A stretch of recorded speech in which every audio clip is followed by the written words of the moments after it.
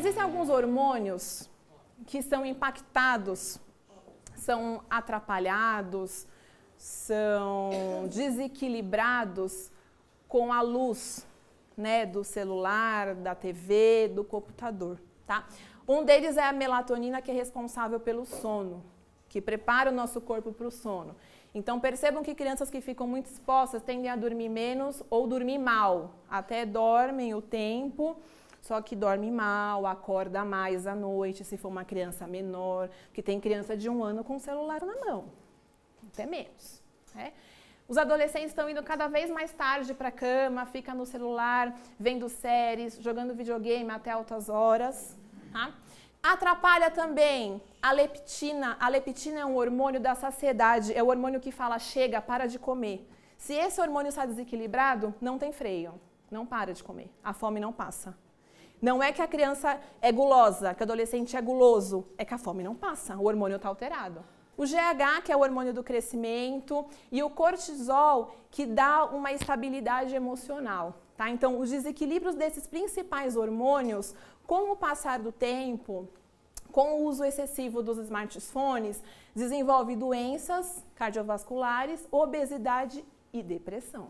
Então, uma coisa vai puxando a outra. E quando a gente percebe, tem 15 anos e está com um monte de problema de adulto. Qual é o tempo que a gente pode permitir o nosso filho ficar numa tela de celular? Não briguem comigo, crianças. 2 horas. 2 horas aí no dia. 1 ano e meio não deixar, né? Até 2 anos aí não deixa, segura ao máximo que você conseguir. Tanto em tela quanto na introdução de doces, alimentos industrializados, segura até 2 anos, que é importante. E depois limita 2 horas por dia. Lógico que a gente tem que usar o bom senso, que eles usam sim os aparelhos para estudar. Eles usam, né? Então a gente tem que aproveitar e fazer esse equilíbrio. Tá? Tem que usar, uma ótima ferramenta para estudo.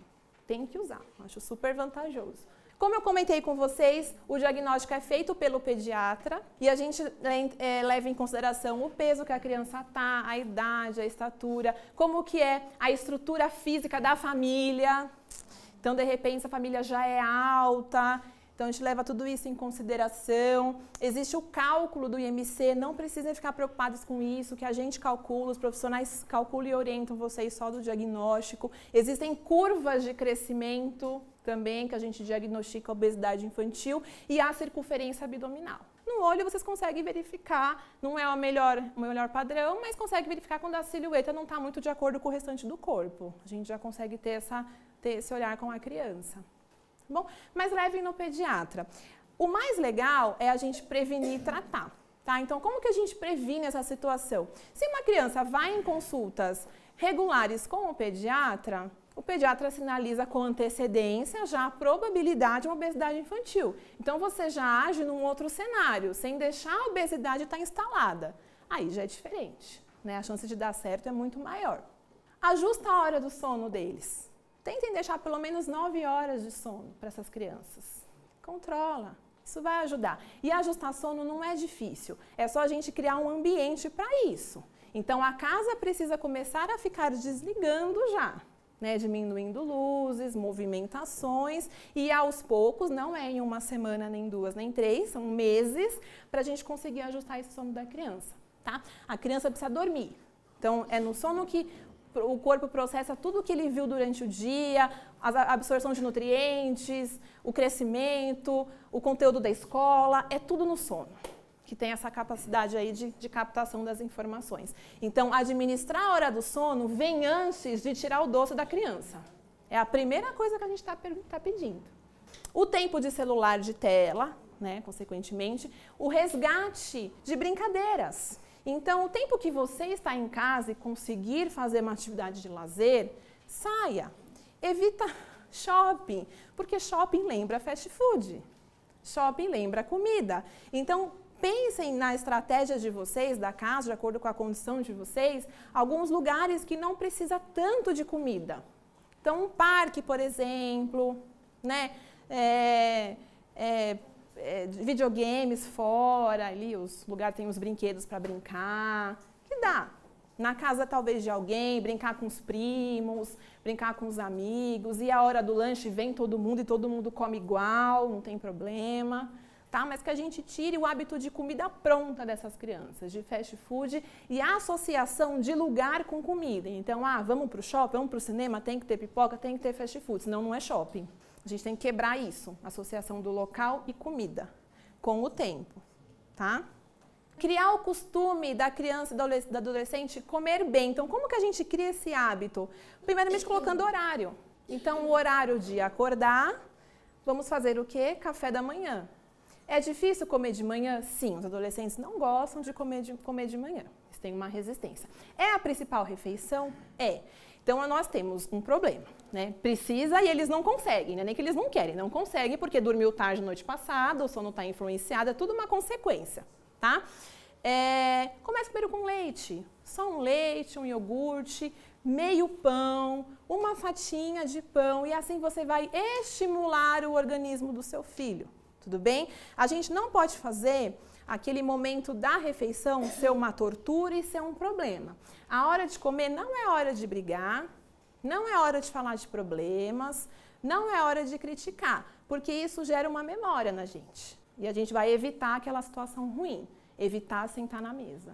Melhor comer no quarto sozinho, porque aí não tem briga, mas isso é inconsciente. Tudo bem? Se você, pai e mãe, pega bastante comida, enche o prato, ele vai encher também. E ele vai justificar que você está fazendo também, que ele responde. Você também está fazendo. Então, hoje as crianças estão muito espertas, eles têm resposta para tudo.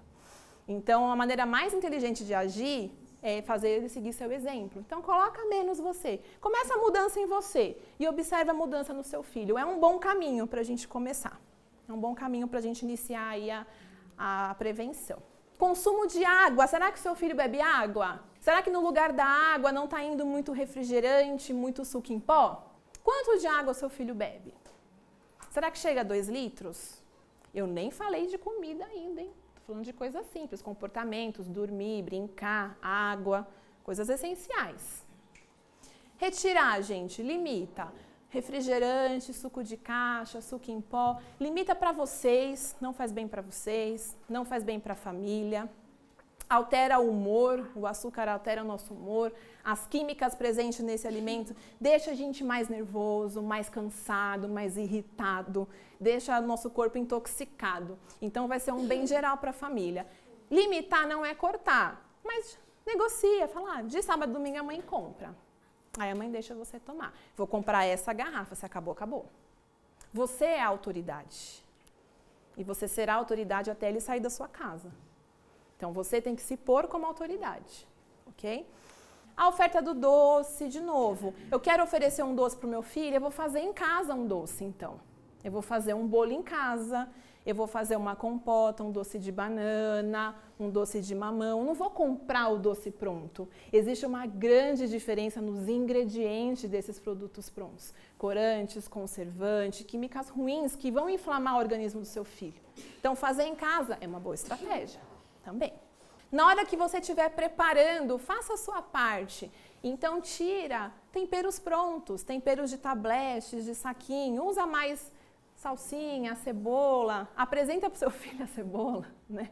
Apresenta para o seu filho alho, coentro. Abuse mais desses temperos. Ele não vai deixar de comer sua comida. Fica tranquilo, ele vai comer.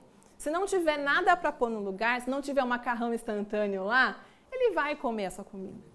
Pode fazer, eu tenho certeza que fica muito mais gostoso se a gente for realizar com carinho, né? Evitar oferecer ao máximo frios embutidos, então linguiça, salsicha, hambúrguer, tudo que for frito no almoço e no jantar. Eu sei que todo dia, todo mundo tem um dia que está cansado e está sem criatividade, enfim, fez a linguiça, está tudo bem, tá? Não se sinta culpada por isso, mas amanhã não vai ter de novo. Ela não vai estar lá no seu freezer como estoque, né, como lista de compras no mercado. Vai estar lá só, você vai comprar no momento de aperto, né, de necessidade. Acabou tudo e não tem nada e vai aquilo mesmo. Tá? Como que a gente incentiva frutas, legumes e verduras? Tendo na fruteira é uma boa opção. Né? Então, ter na fruteira é um bom caminho. A criança não vai com o dinheiro dela comprar a fruta, ela vai comprar uma bala, ela vai comprar um chocolate.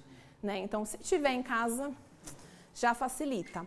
Não vale ter em casa e deixar estragar. Tem que deixar em casa e comer. Agora já acabou a greve, agora vai ter as coisas para comer em casa.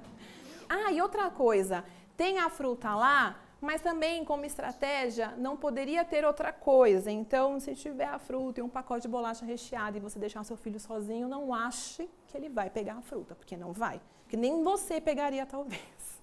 Não é verdade? Então, deixar um pouco sem opções a casa. Vocês não está sendo ruim. Você está agindo de maneira respeitosa, de maneira cuidadosa. Tá?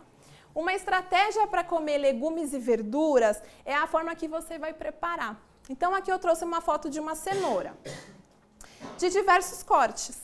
Tá? Criança e adolescente tem preguiça de mastigar, de cortar. De cortar a alface, de cortar o tomate, realmente existe essa preguiça. O máximo que vocês conseguirem facilitar vai ajudar. Isso até para quem tem bebezinho, viu um bebezinho aí, não sei onde tá, mas até o bebezinho, quando começar a introduzir a alimentação, eles gostam de coisas picadinhas. Tá? Então, um tomatinho picadinho, uma cenoura picadinha pequenininha, as folhas cortadas em tirinhas, facilita. Tá? Um outro erro que a gente faz também é misturar tudo num prato e fazer uma mistura toda. Criança gosta de separado. Então, eles gostam de ver que a couve-flor está lá no prato separado do feijão, do arroz e da carne. Percebam esses pratos infantis de Regis, que tem na TV, é tudo separadinho. Que eles já entendem isso. Tá? Então, não tenta misturar, não. Arroz e feijão, mistura com a salada, engana. A gente, às vezes, engana nosso filho, né? Põe por baixo, porque assim ele come. Ele até vai comer, mas isso não vai fazer ele crescer com bons hábitos. Entendeu? Você até colocou a vitamina nele de maneira forçada, mas você não estimulou a formação do hábito alimentar adequado. Se ele recusar, não é para brigar. Talvez você jogue fora, inicialmente, alguma salada, uns legumes preparados. E isso não deixa a gente feliz, a gente não gosta de jogar comida fora. Mas no outro dia, tá lá de novo. E no outro dia, tá lá de novo também. Tá? E você vai insistindo, e você vai comendo. E aos poucos, né, nós vamos absorvendo, eles vão absorvendo a ideia que aquilo faz parte de uma rotina, e ele vai acabar aceitando.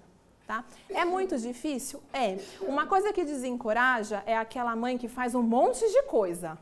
Ela faz alface, ela faz tomate, ela faz brócolis, ela faz cenoura, ela faz abobrinha, ela faz quiabo, ela faz tudo.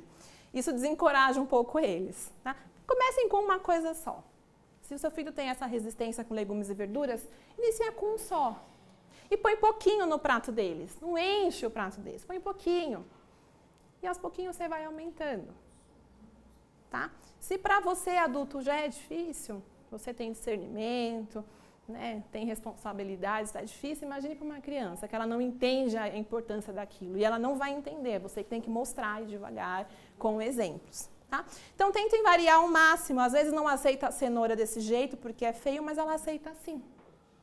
Quem nunca na creche, o filho, né, fala, ai, mas na escola come, e em casa não. Porque as outras crianças estão comendo, provavelmente as professoras também estão comendo, e eles fazem um corte, um manejo no prato, uma apresentação que chama atenção. Eles acabam comendo sim. E talvez o seu seja até mais gostoso, mas eles comem da escola. Até para pirraçar um pouquinho, né, os pais. Tem essa parte também. Aqui eu separei alguns exemplos para vocês perceberem que não é sair do tradicional. Né, o certo ainda continua sendo tradicional. Olha aqui a questão dos pratos separados que eu falei para vocês. Ó. Cortadinhos, ó, o frango picadinho, a salada cortadinha em tirinhas. São jeitos, né, que as empresas já sabem, porque tem profissionais nutricionistas e psicólogos dentro dessas empresas que conseguem montar um prato para ficar atrativo para as crianças. Tá? Aqui em casa, ó, um prato diferente. Separado, ó, o brócolis, a cenoura, a couve-flor, o arroz, o feijão, fica bonito. E a criança gosta de coisa bonita. Os desenhos são coloridos, chamam a atenção por um motivo. E a comida também precisa chamar, tá bom? É um pouco difícil, às vezes falta tempo, né? Tem que ter uma dedicação, mas vocês são os responsáveis, vocês precisam ter essa dedicação, tá? Trouxe aqui um exemplo de café com leite e pão com queijo, um ótimo café da manhã. Não precisa nada light, se a criança não tiver nenhum problema de saúde, não precisa se preocupar com alimentação light, adoçantes, nada disso. Uma alimentação convencional. Tá com dificuldade de comer de manhã? Um iogurtezinho, um leite batido com frutas, um suco natural, um pedaço de bolo caseiro, um bolo de laranja feito em casa. Pode, você fez em casa. Você não colocou nenhuma química. A lancheira. Às vezes as crianças levam bolinhos de pacote, salgadinhos na lancheira. Então, estimular aí as frutas, o lanche feito em casa. O legal na hora do lanche é que elas estão com fome. Então, a chance dela comer tudo que você pôr é muito grande. Se não dividirem com ninguém, lógico. Aí eles repartem comida, compartilham, faz parte do convívio, é o grupo, tá? E um almoço e um jantar. Então, se vocês conseguirem manter um café da manhã, um almoço e jantar, uma lancheira saudável e fazendo aí o manejo, né, usando a autoridade de vocês, de deixar para o final de semana algumas coisas, tem resultado. O problema é que a gente quer o resultado na hora. E com criança não é assim que funciona, muito menos com adolescente. É com o tempo. É a formação da identidade, da personalidade, do caráter, de tudo. Isso vem com o tempo. Né? A gente não educa uma criança em um ano, é uma vida inteira. E tem 40 anos, não está ainda educado como deveria. Então, é uma vida inteira de educação. E a nutrição também faz parte da educação. Inclusive, vai até começar a ter, né, educação nutricional nas escolas, está começando a entrar, e isso é muito legal. Uma maior conscientização. Tudo bem? Eu sei que eu não dei a receita do bolo para ninguém, não dei a fórmula mágica para ninguém, mas cada um vai encontrar a sua, eu tenho certeza, de acordo com a sua rotina, com o perfil do seu filho, com o gosto do seu filho, e a gente está aqui para ajudar, para orientar, para conduzir. Tá bom?